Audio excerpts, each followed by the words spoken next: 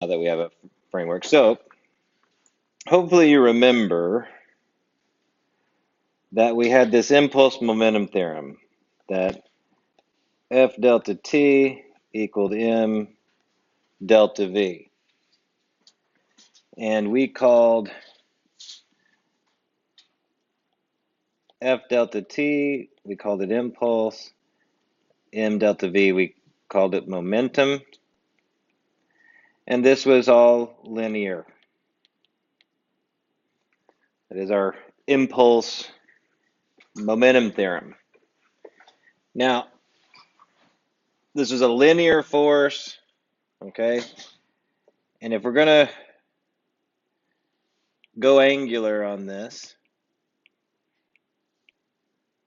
all right, instead of a linear force, what we just discovered was that there is this twisting force. And we haven't given it a name yet. Well, I've mentioned the name. It's called torque. But we haven't given it its letter.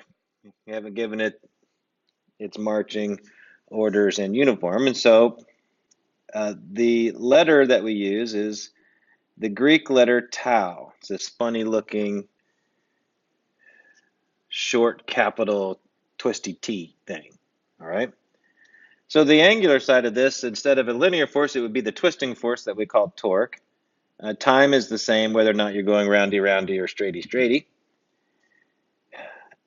On the right-hand side of the linear impulse momentum theorem, we had mass, which is a measure of inertia, point particle. Well, what did we learn in the first lecture is that instead of a point particle mass, I'm dealing with a sum of all the point particles at their radius, and we called that rotational inertia, big capital I business. And the angular version of delta V would be delta omega.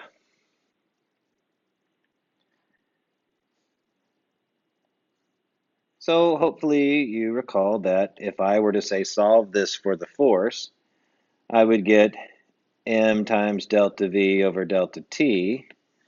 And if I did the same thing on the angular side, solve it for the twisting force, the torque, I would get I delta omega delta T.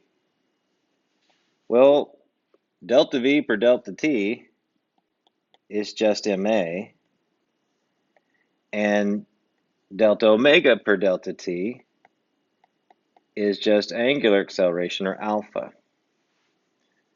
So here we have another important thing, is that torque, this twisting force thing, is I alpha. So that means that xfy minus yfx, that was a geometric version of torque, a twisting force. It's torque.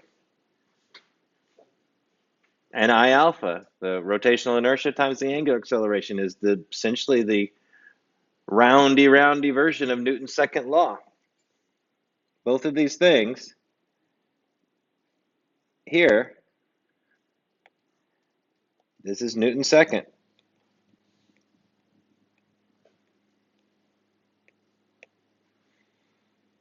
So is this.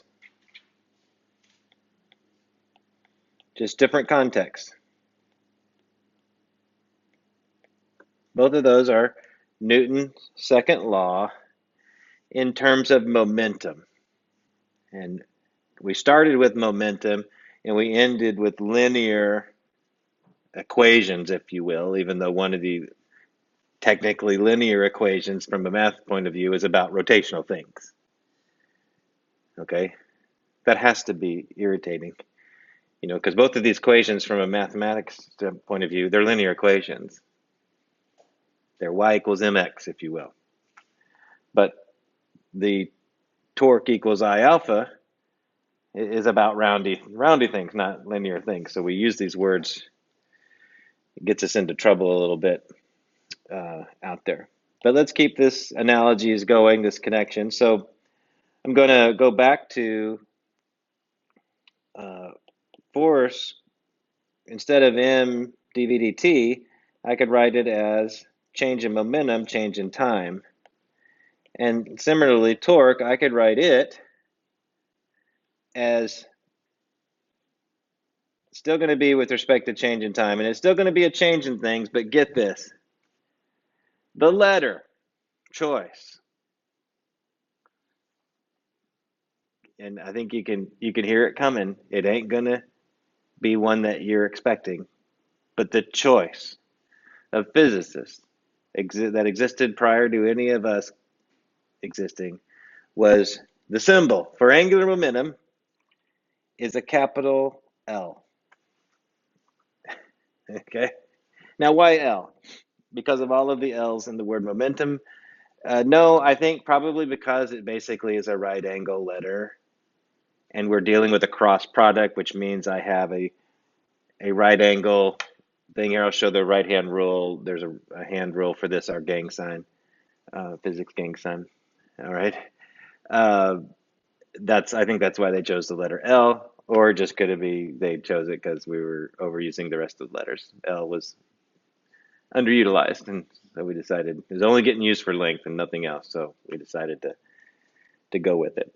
So basically, I have uh, torque. The twisting force is the time rate of change of angular momentum, just like a linear force is the time rate of change of linear momentum. So there's this symmetry. Once again, these are essentially, we're looking at Newton's second law in terms of momentum down here. So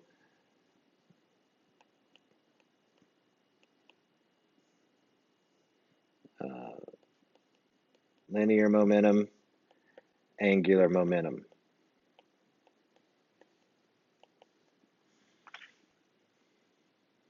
And it would be the case that we would write angular momentum as L equals I omega, just like we'd write linear momentum P equals mv.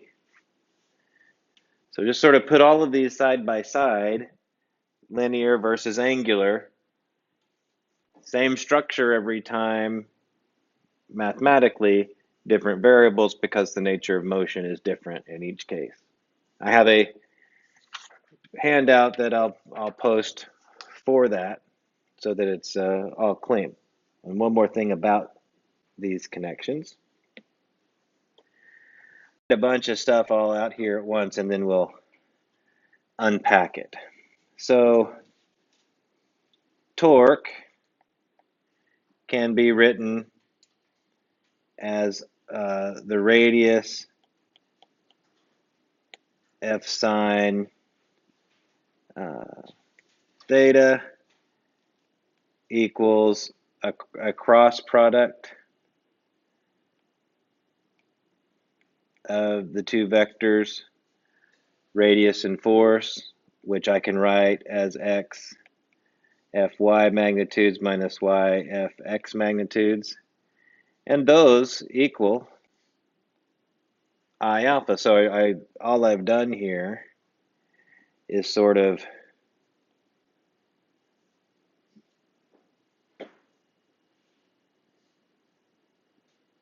tell the story. You know, that's all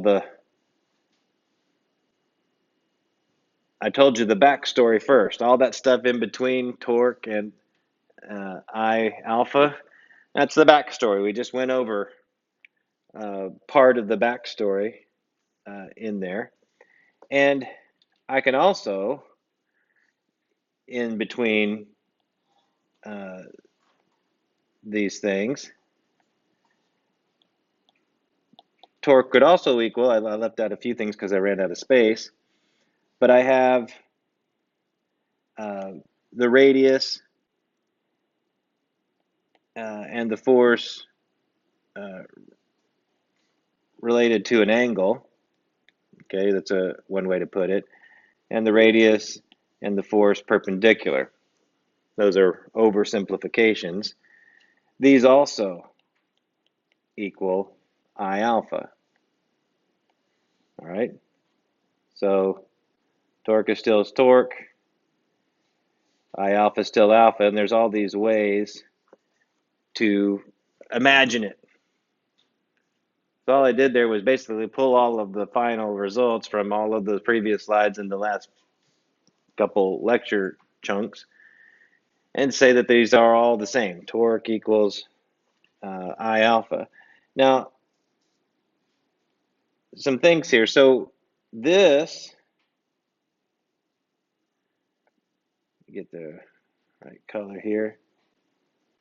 This was an area metaphor. This was physical. You can literally think of pushing on the door, turning the wrench, turning the screwdriver, the radius at which you turn and the force that's applied. You're literally crossing those two vector quantities into one another. All right, so that's literally physical or mathematical version of that. This right here, this came from geometry. This is a geometric metaphor.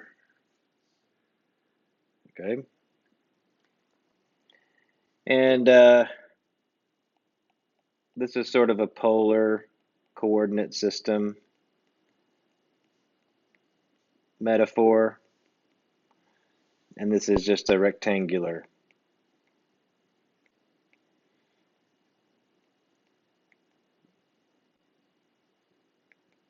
coordinate system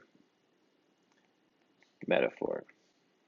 There's all these ways to look at it, and remember that I alpha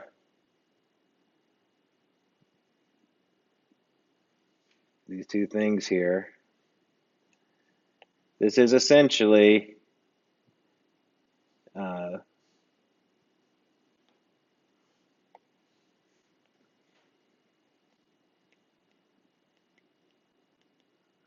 this is Newton's second law. You're basically saying there's some sort of connection, you know, MA to I alpha. All right, force versus torque. So I'm just using those harpoon arrows as not really, it's a transformation, not an equivalence really, because they're specifying different kinds of inertias and different kinds of accelerations, right? So just sort of a quick overview of how all of those dots connect. A lot of equations to mess with, and we'll end up messing with them as we do some example problems.